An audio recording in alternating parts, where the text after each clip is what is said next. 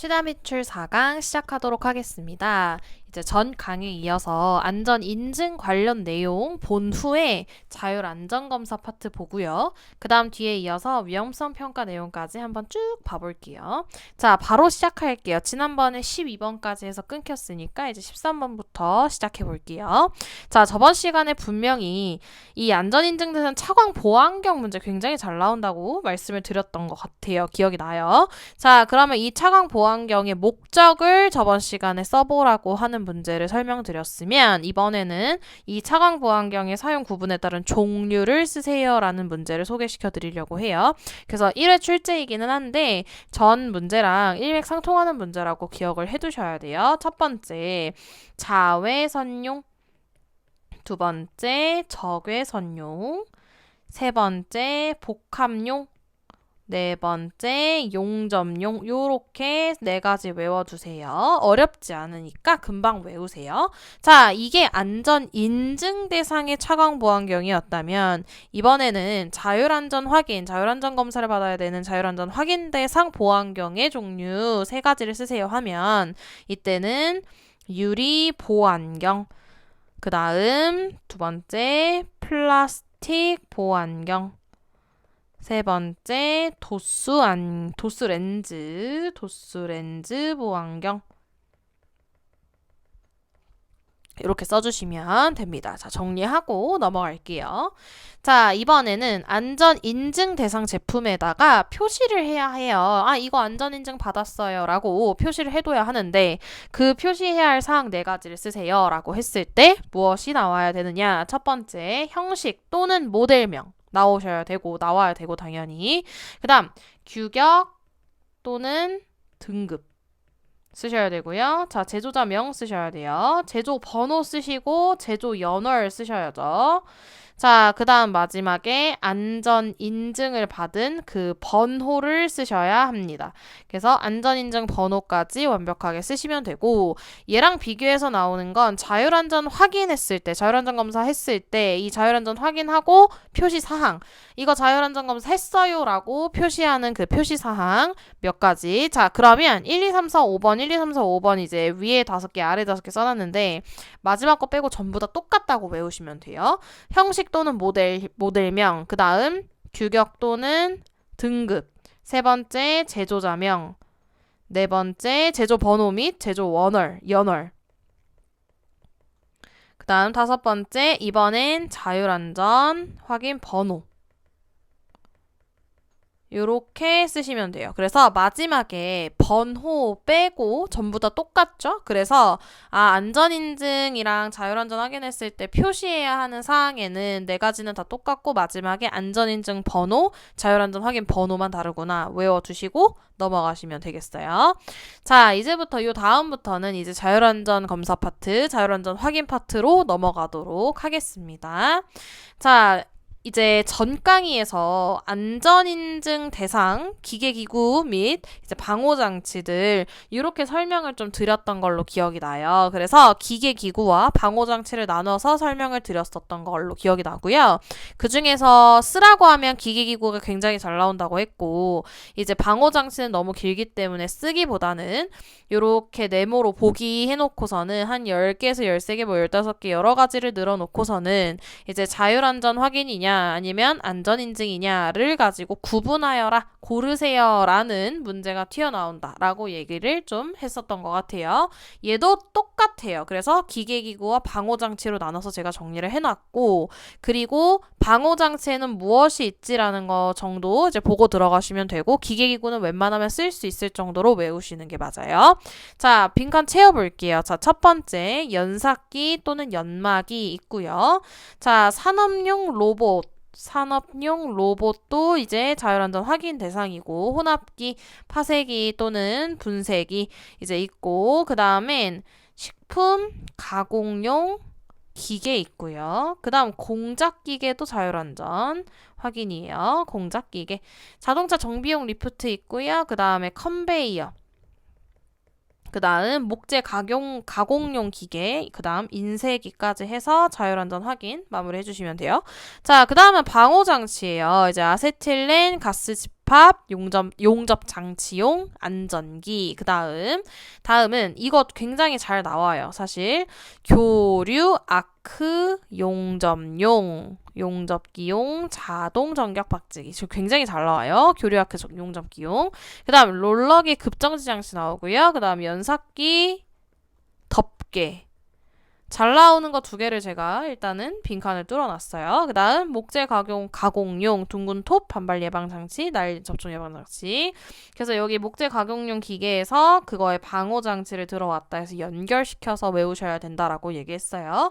그래서 동력식 소독 예표의 칼날 접촉 방지 장치, 뭐 추락, 낙하, 붕괴 등의 위험 방호에 대한 가설 기자재도 사실 좀 많이 나오는 편이에요. 그래서 이렇게 외워두시고 확인하고 넘어가시면 깔끔하게 정리될 거예요.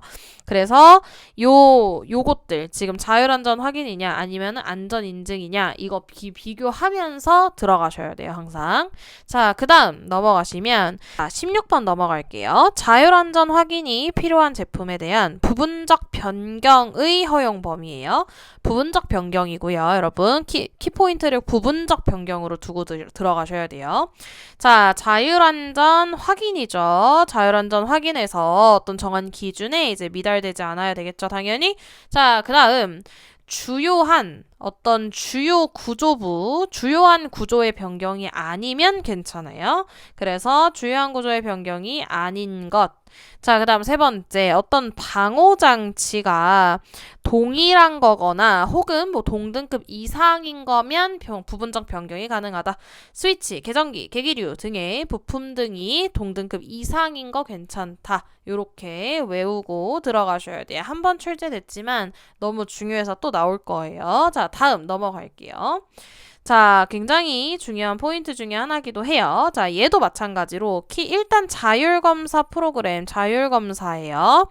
자, 인정을 취소하거나 인정받은 자율검사 프로그램의 내용에 따라서 검사를 할 수 있는 등 개선을 명할 수 있는, 자, 무슨 말이냐면 인정을 취소한다. 그 다음 개선을 명한다. 요렇게 두 개 키포인트 잡고 들어가셔야 돼요. 그러니까 뭔가 부족하겠죠? 자율검사를 했는데 이제 좀 뭔가 부족하거나 아니면 취소를 해야 하거나 요런 부분들 들어가서 볼게요. 자, 거짓이나 부정한 방법으로 자율검사 프로그램을 인정받은 경우에 당연히 취소해야겠죠. 자율검사 프로그램을 인정받고도 그 다음에는 아예 검사를 아니한 경우 이제 이것도 취소해야 되겠고요. 그 다음 인정받은 자율검사 프로그램의 내용에 따라 검사를 안 했을 때, 막 자기 맘대로 했을 때, 네 번째 검사 자격을 안 갖춘 사람 아니면 부족한 사람이 이제 검사를 했을 경우에는 취소하거나 개선을 명할 수 있다. 외워두시면 되겠습니다. 자, 18번 넘어갈게요. 자, 이제는 위험성 평가 기법으로 넘어왔어요. 그래서 위험성 평가 기법에 대해서 조금 볼 거고요. 이 위험성 평가 기법에서 조금 자세히 인간공학에서 나오는 이제 FT도나 이 FTA나 ETA라는 부분들에 있어서는 제가 한 1, 2강에서 좀 많이 다뤘던 것 같아요. 이제 그거를 통틀어서 위험성 평가 기법에는 어떤 문제들이 나오는지를 좀 살펴볼게요. 자, 일단은 위험성 평가 기법 4가지를 쓰라 했는데 이제 쭉 가지고 왔어요. 최대한 많이 외워두시고 기억나는 거 4가지 쓰셔야 되니까. 자, 빈칸 채워볼게요. 일단 1번 체크리스트. 이거를 이제 한국어로 뭐라고 하냐면 체크리스트라고 하고, 이제 DMI라는 평가 기법이 있는데 이거는 뭐냐면 상대의 위험 순위 결정이라고 불러요. 그래서 상대적으로 위험 순위가 어떻게 되느냐 해서 이거를 DMI, HA가 있는데 이거는 이제 작업자의 실수를 분석한다 해서 작업자 실수 분석 방법이고요. 자, 그 다음 4번째. 중요하죠? 와리프 방법이라고 불러요. 그래서 와리프 방법이라고 있는데 이제 와리프 기법은 뭐냐면 사고 예상 질문을 만들고 분석하는 방법이다 해서 와리프 분석법. 자, 그 다음 5번째죠. 해조업 있어요. 너무 잘 알고 있죠? 너무 유명하고요. 시험에 너무 잘 나오죠. 그래서 얘를 한국어로 한다면 이제 위험과 뭐 운전 분석해서 해조업 너무 중요하고, 해조업에서 따라오는 거는 뭐였냐면 이제 해조업에서 사용하는 용어들에 대한 설명을 할 줄 알았어야 됐죠. 자, 그 다음에 FMECA 있고요. 자, FMECA는 뭐냐면 이제 이상 위험도 분석이에요. 그래서 알고 계시면 되고요. 그 다음에 7번 이제 결함수 분석 너무 유명한 거 나오죠? FTA를 영어로 먼저 쓰고 갈게요. 그래서 결함수 분석 그 다음에 ETA 있고요. 자, ETA랑 이제 요거 구별해서 알아야 되겠죠? 그러면 뒤 밑에는 사건수를 분석하는 거죠. 사건수 분석. 그래서 CCA 하면 원인 결과 분석.